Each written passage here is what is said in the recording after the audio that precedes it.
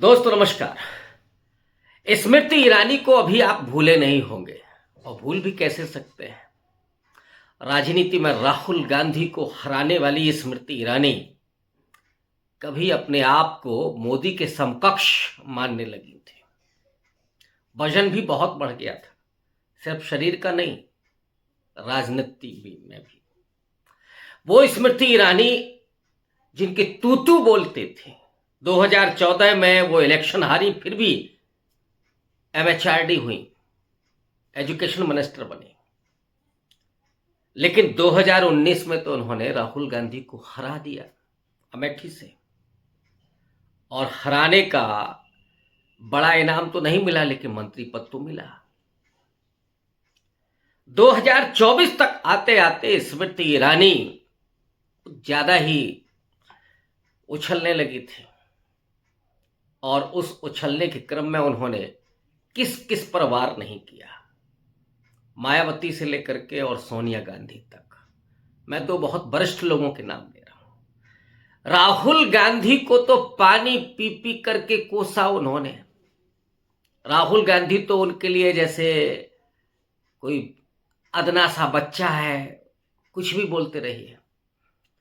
प्रियंका गांधी को भी नहीं छोड़ा, लेकिन राहुल गांधी ने कभी पलट करके एक भी लफ्ज नहीं बोला। राहुल गांधी ने तो बड़प्पन यहां तक दिखाया कि जब उनके किसी समर्थक ने, किसी पार्टी के व्यक्ति ने स्मृति ईरानी पर कोई तंज कसा तो उन्होंने कहा कि नहीं, ये अशोभनीय है। स्मृति ईरानी भले ही हमारी पॉलिटिकल अपोनेंट हो, लेकिन वो एक महिला है, वो एक सम्मानित सदस्य रही हैं। नहीं होना चाहिए।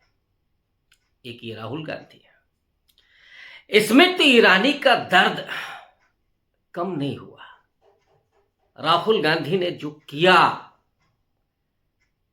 वो 2024 के चुनाव में बहुत चैलेंज दिया कि राहुल गांधी आए, क्यों वायनाड चले गए, हार गए अभी से। और राहुल गांधी ने भी तय कर लिया था कि क्या करना है मैडम का। अपने एक अनजान से व्यक्ति को भेजा, KL शर्मा, किशोरीलाल शर्मा। हालांकि KL शर्मा अमेठी के रग रग से वाकिफ थे, चुनाव मैनेज करते थे, लड़वाते थे चुनाव, पूरा जान पहचान सब जगह थी। स्मृति ईरानी को भनक भी नहीं लगी कि राहुल गांधी करने क्या जा रहे हैं। नतीजा जो हुआ वो राहुल गांधी के लिए बेहद डरावना सपने की तरह था। और स्मृति ईरानी जब चुनाव हारी तो फिर किसी ने एक बार पलट करके भी उनकी तरफ नहीं देखा। वो राहुल गांधी थे जिन्होंने कहा कि नहीं, उनका सम्मान है और उन पर तंज नहीं कसा जाना चाहिए। ये सिर्फ राहुल गांधी कर सकते हैं। लेकिन आज एक वीडियो वायरल हो रहा है अर्णव गोस्वामी का और स्मृति ईरानी का। आपको अच्छा लगेगा। स्मृति ईरानी बॉलीवुड में फिर से लौट करके जा रही हैं, तो थोड़ा उसी तरह की उनकी काया भी बन गई है। आप पॉलिटिक्स से अलग निकल करके आपको अच्छी लगेंगी वो बातचीत। सुनिएगा, तो जहर अभी भी है। आप कहते हैं ना कि सर्प को कितना भी दूध पिलाइए, उसका विष कम नहीं होता। राहुल गांधी लाख ये कहे कि नहीं, उन पर तंज नहीं कसा जाना चाहिए, लेकिन वो सर्प ही काहे का जो अपना विष छोड़ दे। स्मृति ईरानी और अर्णव गोस्वामी की आप बातचीत को सुनिए। और वो अर्णव गोस्वामी जिसके तो अरमानों पर पूरा पानी फेर दिया राहुल गांधी ने। राहुल गांधी इस समय अर्णव गोस्वामी के आका पर बुरी तरह से हमलावर है। और क्या क्या हमला कर रहे हैं मैं थोड़ी देर से आपको बताऊंगा। अर्णव गोस्वामी उन लोगों में से है जिसने सबसे पहले अब की बार 400 पार का नारा चलाया, खुल करके नरेंद्र मोदी के सपोर्ट में बैटिंग की, खुल्लम खुल्ला।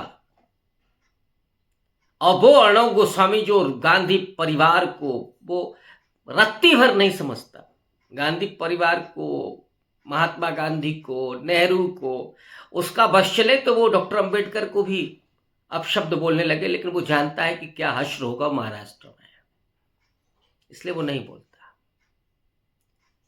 आज वो जिस तरीके से झूठ बोला इन दोनों ने, स्मृति ईरानी ने राहुल गांधी की उस बात को, जब राहुल गांधी ये कहते हैं कि मैं तो सिस्टम में पैदा हुआ, मेरी जहां पैदाइश है, और मैं पहले भी कहता रहा हूं कि राहुल गांधी वो शख्स है जो दो दो प्रधानमंत्रियों की गोद में खेला, जो तीन तीन प्रधानमंत्रियों की विरासत को संभाल रहा है, जिसे कभी लोग युवराज कहते थे, जो चांदी नहीं सोने की चम्मच मुंह में लेकर के पैदा हुआ, लेकिन वो 4000 किलोमीटर पैदल चलता है, जो राजनेता से निकल करके जन नेता बनता है, जो जननायक बनता है, जिसने दलितों, पिछड़ों, वंचितों, आदिवासियों, महिलाओं के, अल्पसंख्यकों के अधिकारों पर जम करके लोहा लिया उनके लिए। और वो है जो कहता है कि आदिवासी इस देश के पहले मालिक हैं। दलितों के साथ अपने दर्द को वो साझा करने वाला आदमी, जो डॉक्टर अंबेडकर के सपनों के भारत को बनाना चाहता है, जो नेहरू के लोकतांत्रिक मूल्यों को जिंदा रखना चाहता है, जो गांधी के रास्ते को आज भी आगे बढ़ करके उसे चलाना चाहता है, अहिंसा के जरिए, प्रेम और मोहब्बत के जरिए, जो खुले तौर पर भारत को जोड़ने और मोहब्बत की दुकान खोलने की बात करता है। लेकिन स्मृति ईरानी क्या कहती है कि ये वो शख्स हैं जो सिस्टम के भीतर पैदा हुए, वो जानते हैं अब सिस्टम से क्या मतलब है। राहुल गांधी ये कहते हैं कि कैसे देश चलता है ये मैं जानता हूं, मेरी पैदाइश वहीं की है, सिस्टम को कैसे हाईजैक किया जा सकता है ये सब मैं जानता हूं।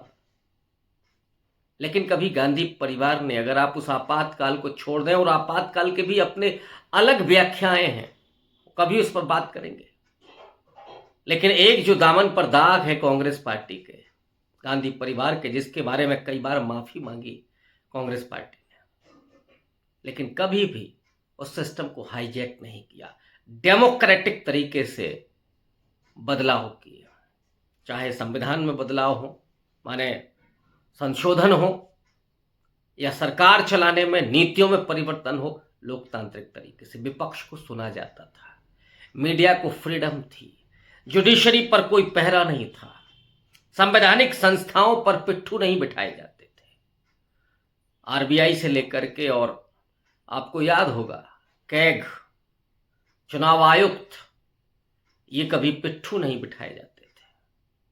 और यही वजह है कि इस देश का जो लोकतंत्र है वो 70 साल तक कुलांछें भरता रहा, किशोरावस्था से जवानी की तरफ बढ़ रहा था, लेकिन बीजेपी और हिंदुत्व की सरकार आने के बाद जैसे उसको लकवा मार गया। और राहुल गांधी ने जो आज घेर करके बोला है वो वही है। अर्णव, जो स्मृति ईरानी कहती हैं कि साहब ये वो शख्स हैं जो जेएनयू में जाकर के टुकड़े होंगे बोलते हैं और भारत में राजनीति कर सकते हैं। ओफो, स्मृति ईरानी, तुम्हारा जख्म हम समझ सकते हैं कि ये नासूर बन चुका है। केएल शर्मा ने तुमको हराया क्या है, राहुल गांधी का जो चेहरा है वो आपके सपने से निकल नहीं रहा है। ये झूठ बोलने की हद है। क्या राहुल गांधी ने कभी ऐसे लोगों का सपोर्ट किया जिन्होंने इस तरह की नारेबाजी की? सवाल तो उल्टा ये है कि जिन लोगों ने भारत तेरे टुकड़े होंगे ये नारे लगाए थे वो कहां गायब हो गए, आज तक क्यों नहीं मिले? और उसके बाद दूसरा झूठ अर्णव गोस्वामी बोलता है कि वो जब कैम्ब्रिज गए राहुल गांधी तो उन्होंने कहा कि भारत स्टेट नहीं है, लेकिन राहुल गांधी ये कहते हैं कि जो इंडिया है वो यूनियन ऑफ द स्टेट्स है, यूरोपीय यूनियन की तरह, यानी हर राज्य स्वायत्त है। केंद्र जिस तरीके से तानाशाही की तरफ बढ़ रहा है, राहुल गांधी कहते हैं कि ये खतरा है एक तरह का, क्योंकि हर राज्य को स्वतंत्रता है, स्वायत्त राज्य है और राज्यों का एक संघ है। भारत विविधतापूर्ण है, दक्षिण में आप चले जाएंगे तो उसकी तासीर अलग है, नॉर्थ ईस्ट में जाएंगे छोटे छोटे राज्य हैं लेकिन उन सबको स्वायत्तता है। उत्तर भारत में आएंगे, उत्तर प्रदेश जैसा अगर आप देखें उसको जनसंख्या के आधार पर तो दुनिया का 5वां बड़ा देश हो सकता है, लेकिन वो भी एक राज्य है। झारखंड जैसा आदिवासी राज्य आप देख सकते हैं। तो ये क्या है, यूनियन ऑफ द स्टेट्स है। राहुल गांधी इसी बात को कहते हैं कि ये यूरोपीय पैटर्न का राष्ट्र नहीं है जो एक नस्ल, एक धर्म या एक भाषा के आधार पर राष्ट्र हो। राहुल गांधी ये बात बहुत स्पष्ट कहते हैं, लेकिन अर्णव गोस्वामी झूठ बोल करके ये कहता है कि राहुल गांधी ने डिनाई किया था कि भारत एक राष्ट्र नहीं है। झूठ के पांव नहीं होते, लेकिन झूठ बहुत लंबे समय तक जीवित नहीं रह सकता। राहुल गांधी ने ऐसे झूठों को और उसके आकाओं के झूठ को भी अपने पांव तले रौंद डाला है उस भारत जोड़ो यात्रा में। जितना अपमान राहुल गांधी का किया था वो सारा अपमान उस व्यक्ति ने अपने पसीने के नाले में बहा दिया है। कि हिम्मत नहीं है, लेकिन राहुल गांधी की टीस तो, वो जो जख्म है वो नासूर तो है ही। 240 पर अटक गए थे केवल एक संविधान उठाने से। और आज राहुल गांधी जिस तरीके से पूरे विपक्ष को लेकर के कह रहे हैं कि इस देश में चुनाव जीते नहीं जा रहे हैं, चोरी किए जा रहे हैं। महाराष्ट्र में पूरा चुनाव आयोग के जरिए चुनाव को चोरी किया गया। उन्होंने कहा कि कर्नाटक में हुआ, मेरे पास ब्लैक एंड व्हाइट में वो फैक्ट्स हैं जिसके जरिए हम साबित करेंगे कि चुनाव आयोग के जरिए वहां पर चुनाव जीता गया। पूरी बेईमानी। वोटर्स को कैसे बढ़ाना है, कैसे असली वोटर्स के नाम काटने हैं, इस फर्जीवाड़े ने पूरे चुनाव को एक तरह से चोरी किया है। अब मुश्किल यह है कि आका अपना इज्जत नहीं बचा पा रहे हैं, विलायत भाग रहे हैं। लेकिन विलायत भागने से राहुल गांधी के इन सवालों के क्या जवाब खत्म हो जाएंगे। राहुल गांधी तो पार्लियामेंट में भी बोल रहे हैं और ये पूछ रहे हैं कि ट्रंप ने जो कहा कि सीज फायर हमने करवाया, ट्रंप की कोई हैसियत नहीं है, लेकिन वो क्यों बोल रहे हैं, इसका जवाब कौन देगा। मोदी जी हैं कि छुपा करके भाग रहे हैं, विलायत जाएंगे, कब तक जाएंगे। आज राहुल गांधी पूछ रहे हैं, कल इस देश की जनता पूछेगी। चुनाव आयोग के जरिए अब चुनाव जीते नहीं जा सकते। बिहार में समझ में आ जाएगा कि आप कैसे चुनाव लड़ेंगे। तो आज के लिए इस वक्त इतना ही। स्मृति ईरानी और अर्णव गोस्वामी के दर्द को जरा आप भी महसूस कीजिएगा। शुक्रिया, धन्यवाद।